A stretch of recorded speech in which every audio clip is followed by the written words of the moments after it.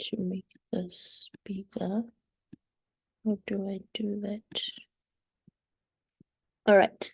So the topic for today is going to be volume mapping. I think this is something that we did earlier on during the year in Feb, but I was just thinking since it's the beginning of May, maybe we can revisit the topic in terms of how do we do our volume mapping for this month to make sure that we start the month of May on a good note.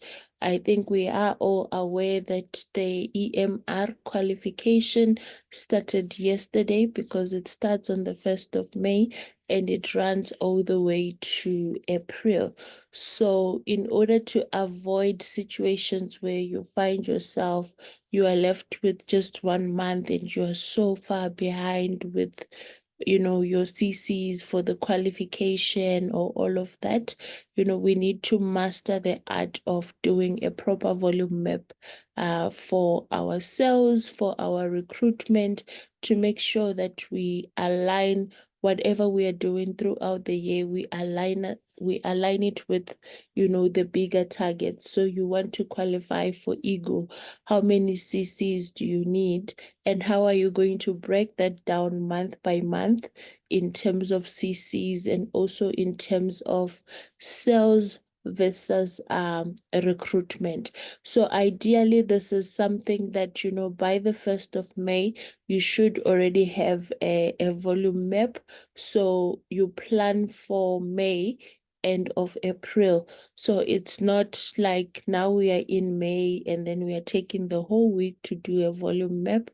So this is something that, you already need to do before the month start. It's also something that you need to share with your upline as well as maybe your accountability partner if you have one, because then they are able to better guide you in terms of whether your volume map is realistic, and also just to keep you accountable, to remind you to say, this is what we are working towards. Because sometimes when we are working on our own, sometimes we get sidetracked. A lot of things happen, life gets in the way, and sometimes we forget to push our goals. So sharing this with your upline, it helps them to know how to support you, what is it that you want to achieve, and then they can help keep you accountable. So once you've done your volume map, do share it with your upline, your accountability partner, probably your team. And we did mention in the previous session in Feb, we said your volume map, this is not something that you just create on your own. You just wake up and you decide that, what, me and my team this month, we are going to do 50 CCs. This is also something that requires a buy-in from your team. So it does require you to go back to your team, talk to them, find out what their goals are, who wants to move up, which level are they moving up to, who has been quiet but now they want to come back to business, what are they targeting, so that when you are doing your volume map, to avoid setting unrealistic goals. Sometimes as leaders, we just set goals and then we go and enforce them on people. Sometimes it is really good to go back to your team and work with them, find out what they want to achieve, then align your volume map, with that of the rest of the team, so that you also don't end up being disappointed month in, month out. When you just say, I want to do 50 CCs and you haven't spoken to anyone in your team, and then you find, Heather just wants to do 1 CC this month, or Heather is not doing any CCs this month, you end up frustrated. But if you, go back to your team and you speak to them, you know that, okay, in my team, I have Sandra. Sandra wants to become a supervisor, which means she needs to do 25 CCs. I have this one, Carol, she's been doing 0 CCs, but she wants to try and do 2. having that information also informs your volume map. So we're not going to go into detail of that because that is what we were discussing, I think, in our previous session that we had in Feb. But we want to look at just quickly the importance of doing your sales forecasting or your volume map. Why do you need to do it? What is the importance of it? The first thing is it highlights the problems. So don't mind the diagram, it's specific to sales, but I will just be adapting it to what we are doing. So it shows you, I think maybe before this, I should have started with why. Okay, it's fine. So it highlights, it gives you direction. That's the first thing. It shows you where you want to go. So like we said, the factors that you need to consider when you're doing your self forecasting is you look at the previous month. It's very important to also take that into account. So you can't come from 0cc to 50cc. It is possible, but in most cases it is unrealistic. So before you set your targets for May, you also review what happened in April. So how many CCs was I able to do in April? How did my team perform in April? That also informs what you want to do in May, because April will give you a base, or it will give you a picture of where you are in terms of sales and recruiting, where your team is as well. And then you look at where you want to go. That then informs what is it that you need to do, or how do you need to improve from what you did in the previous month. So where there are issues, you can already pick them up, because when you are doing your volume map for May, you are also looking at the volume map that you did for April. Then you are looking at what went wrong. Okay, maybe I had said I'm going to do 1, 2, 3. You are also looking at, did you do it? Did you meet your sales targets? Did you meet your recruitment targets? Where you had said you're going to do presentations, if you had said you're going to do 10, did you in fact do 10? Or maybe you ended up doing 2. So it's sort of just reviewing. Before you start, you need to review what has happened so that you have an idea. So that's how it helps you to highlight or to see where you are going wrong as an individual and also as a team. It helps you to make smart decisions, smart investments in terms of your time as well. So if you know that I want to do 10 cc's this month, you know where to invest your time.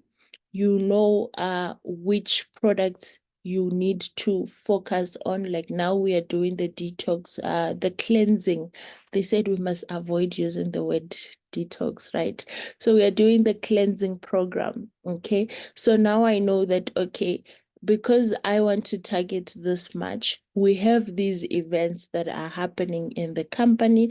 Let me target the cleansing program, which means I'm going to invest in, maybe I'll buy 10 aloe vera gels as a start to retail. So sitting down and doing that planning, it shows you where you need to invest your time and where you need to invest your money. Because you find most of the time as FBOs, you end up just buying anything last minute because you want to close 4cc, or you're moving to supervisor and you don't know what products to buy. So let me just, I'm going to get tooth gel, I'm going to get this, and you find yourself with a lot of products that you are unable to sell because you did not do proper planning at the beginning. So if you plan towards, what you want to achieve, you already know to say, these are the products that I can sell. And I can sell the aloe vera gel because we are promoting the cleansing. I can sell the C9 because we have this. I can sell the Arctic Sea because of this. It also helps you, in terms of doing a smart investment. You're not wasting your time or wasting your money buying products that you will be unable to sell. Then you end up stuck with the products. So it helps you as well to predict the demand planning, just like in any field, when you plan, you are also considering, okay, now we are getting into winter. What are the things that people are going to be interested in? What products can I sell? Like myself, I already have flu from the change of season. So you're already predicting, okay, a lot of people are going to have flu. They're going to be struggling with breathing. Maybe I need to stock up on my berry nectar, or maybe I need to market my berry nectar. I need to market the immune blend, all of that. You are predicting what products can move fast based on the season that we are in. You are also looking at what products are available at the center. What products can I use to replace the ones that are not available? So when you plan in advance, you find yourself in a situation where it becomes easier for you to retail because you've targeted the right thing. It was hot just recently. Probably some of the products that you would have been selling would have been the raw on. People sweat a lot. Maybe people want to go out to the beach. They want to look nice. They want to wear shorts, summer, all of that. Then you know that, okay, I can market the raw on. I can market the deodorant stick, in terms of dark spots, underarms, between the thighs, because people are going to be wearing short things. So all of that, you take it into account when you are doing your volume map. Because if you do your volume map and you put products that are not in demand, you will find yourself at the end of the month, you haven't sold any of the products. Sometimes you are stuck with some of the products because maybe there is no demand for that product in that season, or there is always a demand for all the products. But when you're doing your product forecast, you need to consider all of that. So doing your planning or doing your volume map, you need to look at the demand for the products in the season that you are in. Of course, you also consider your goals. Like we said, you look at what is it that you want to achieve. That also informs your volume map, because you'll be knowing already. I think Leader Mariana did share with us a link for the 10 a.m. session where she did share the plan of getting to Eagle. I think the first month you do is a 10 or 20 case credits. So you already know I'm targeting Eagle. So this month, these are the CCs that I need to do. So you have your goals and then you align your CCs to the goals. It improves the sales process. Then it guides spending. I've already spoken about that. So that was in terms of sales, but there is also, you do your forecasting. When you do your forecasting, you don't look at sales alone. You are also looking at recruiting. Okay, I tend to talk too much and I don't know if I still have people in the meeting. Just type a 1 if you're still with us, if you're still following, if we're making sense, so that I know whether I have people in the meeting or not, because I tend to go on and on and on, and sometimes maybe people have fallen asleep. All right, all right. At least I have a few people in the meeting. Thank you. So when you're doing your volume mapping, you are also not just looking at the product alone, you are looking at volume mapping in terms of recruitment. Okay, so in terms of recruitment, you will have what we call a sales funnel. Did I put it here? What happened with my sales funnel? Let me see if I can quickly add it. Just give me a second. Still this. Right. All right. So you will have a sales funnel. I don't know. I remember Leader Gwen once shared about this. This is how you classify your prospects. So you have people that you are talking to. Where's my arrow? Can you see my arrow? I can't point in the. Okay, it's fine. You have people that you are talking to. So on the left, these are your prospects. These are people that you have spoken to. And with these people, they are going to be at different stages. Some you have so you have awareness, you have interest, you have decision, then you have action. Okay, so maybe you've spoken to them about forever, and now maybe they are interested. They haven't made a decision, so now they know. There are others who know about forever. They haven't confirmed whether they are interested or not. Some have confirmed that they are interested, but they haven't made a decision. Others have confirmed that they are interested and they have made a decision. And some have made a decision and action, which means they are ready to start. Maybe they have already deposited the funds. So awareness, they know about the business. They have expressed interest, which means they're like, you know what, I would want to join this.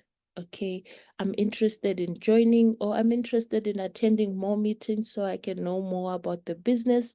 Some have made a decision, and the decision can be positive, it can be negative, it can be a yes, it can be a no. Okay, so these are the people that said, you know what, I want to join, and I'm going to join in June. That is a decision. They have made a decision, but they have not acted yet.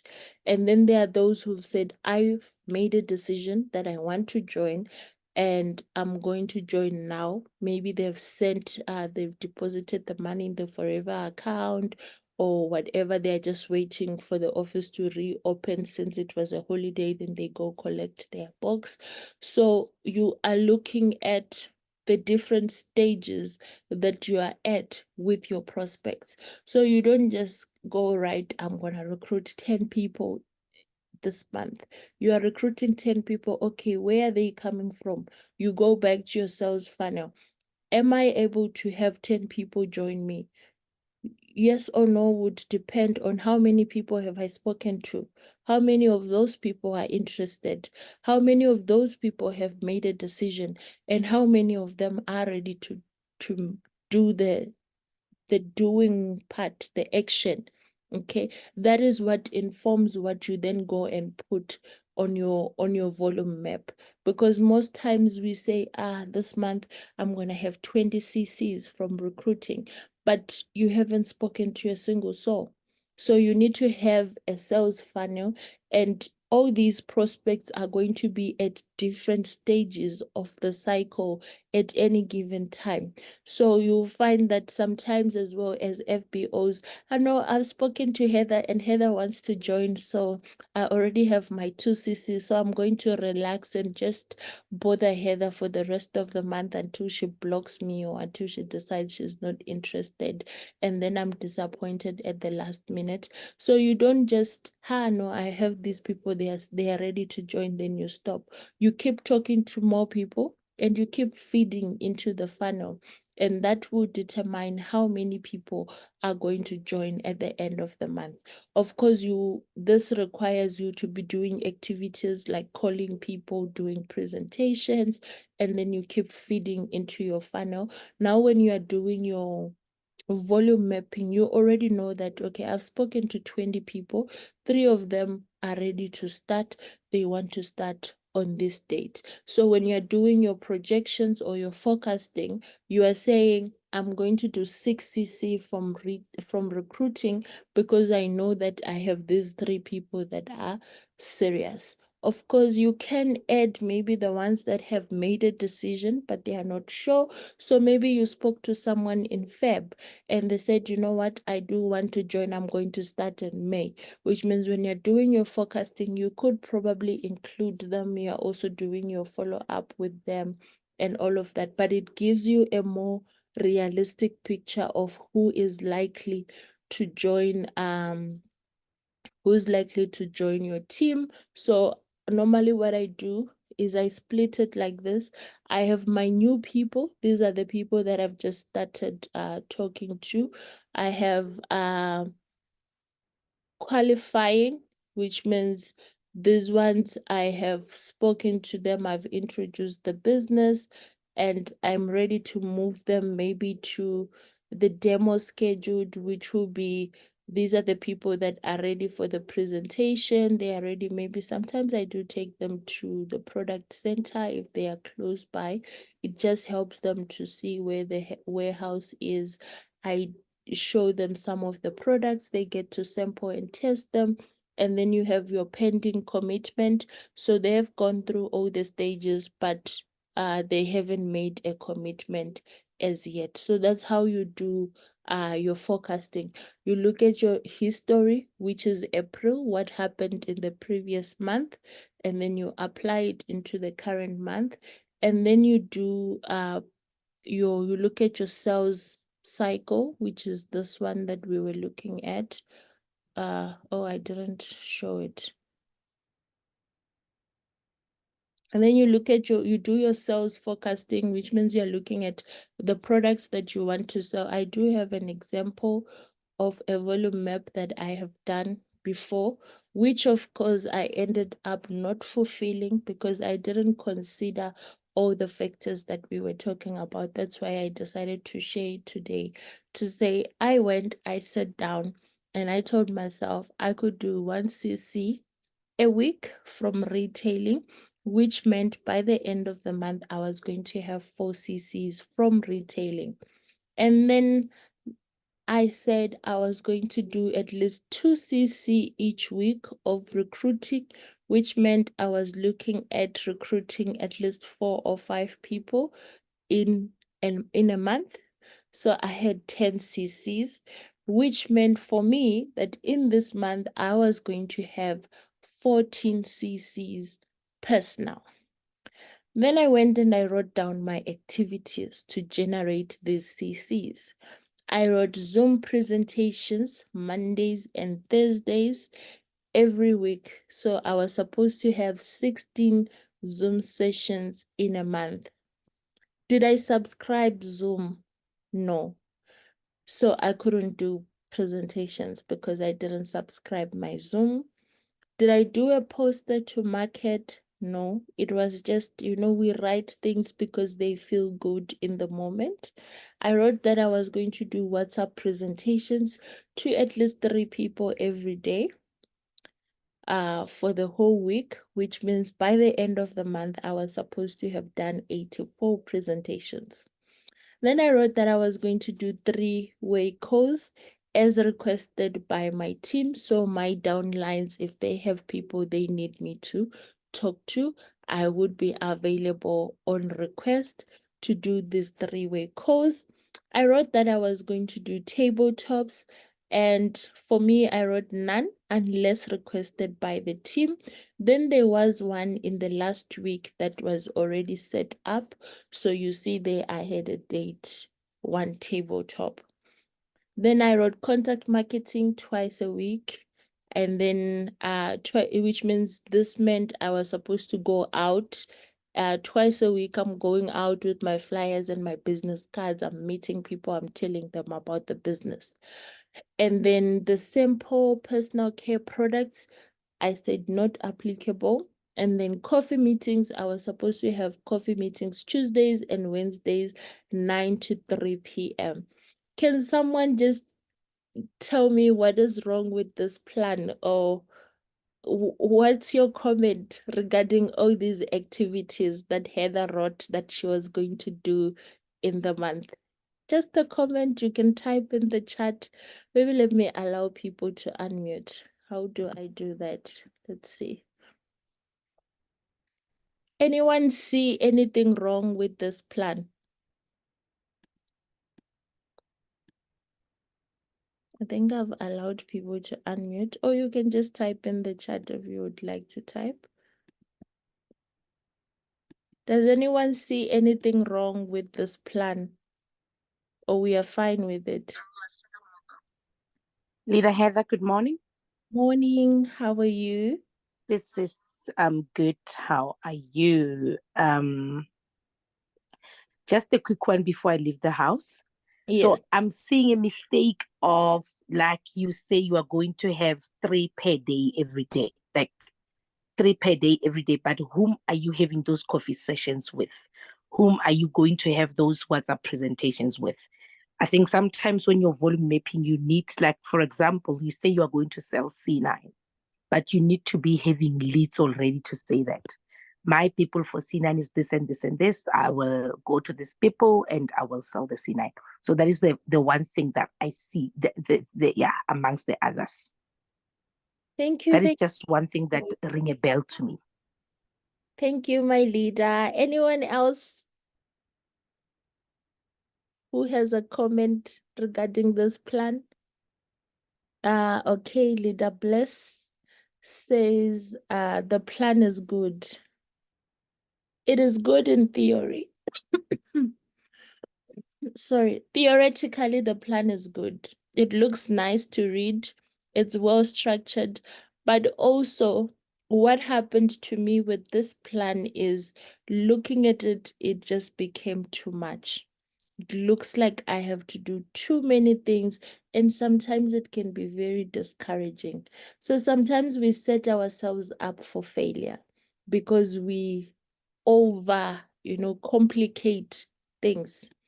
So when you are now looking at it like, yo, 3 people every day, I must do this. Monday and Thursday, I'm doing this from 12.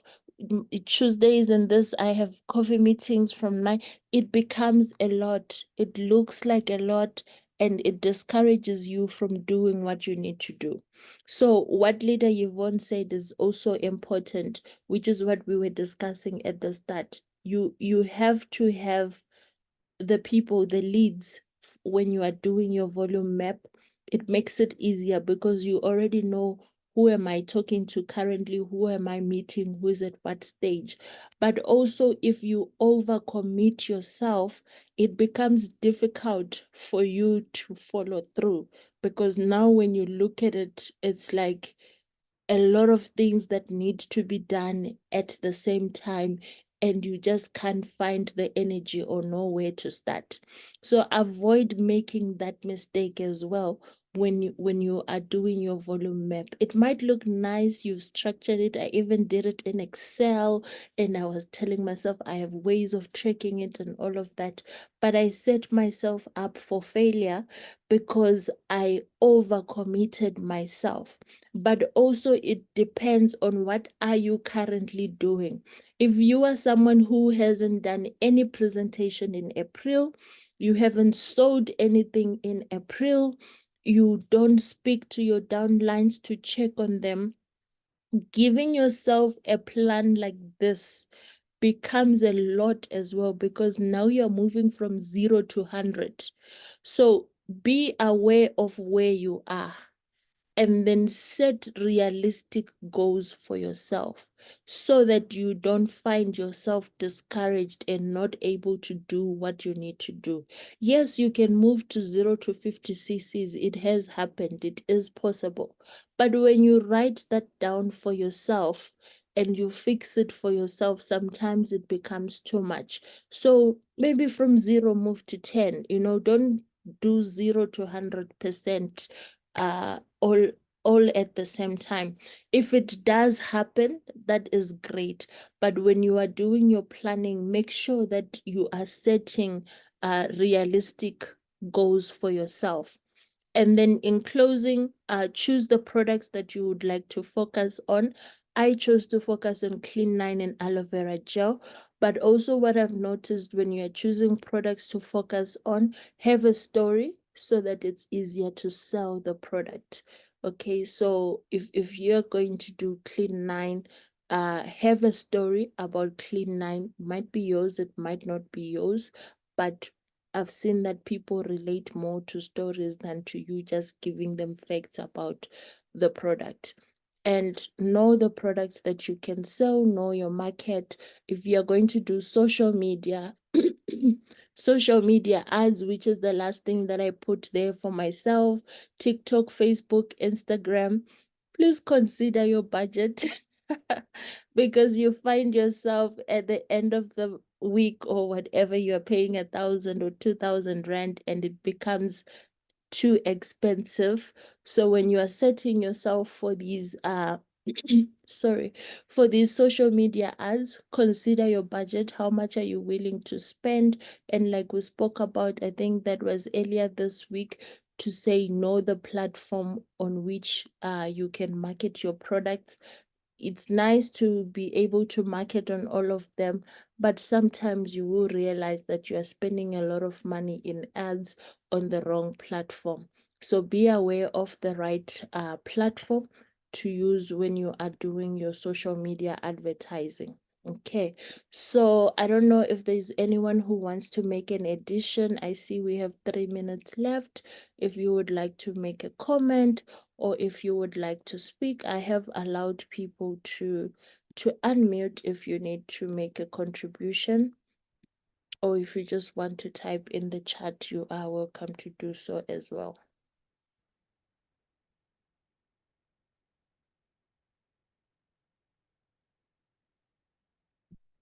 Okay, no comments.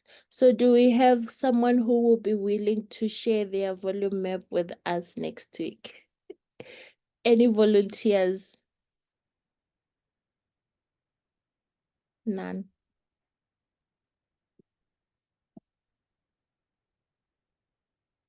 Anyone willing to share their volume map with us next week? You don't have to share it with your name on it. If, yeah, okay, Leader Tsitsi says, I'll share mine.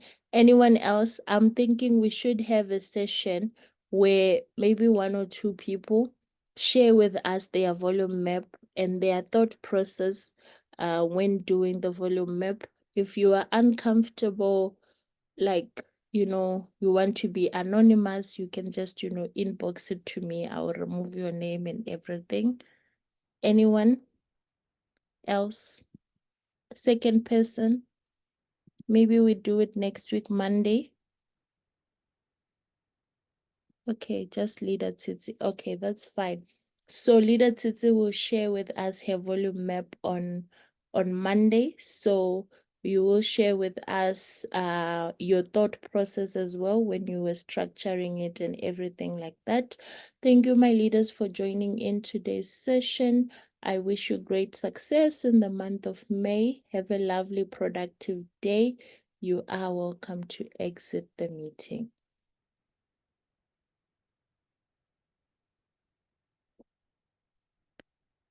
All right, Leader Bless, I did see your message. We'll schedule that in as well.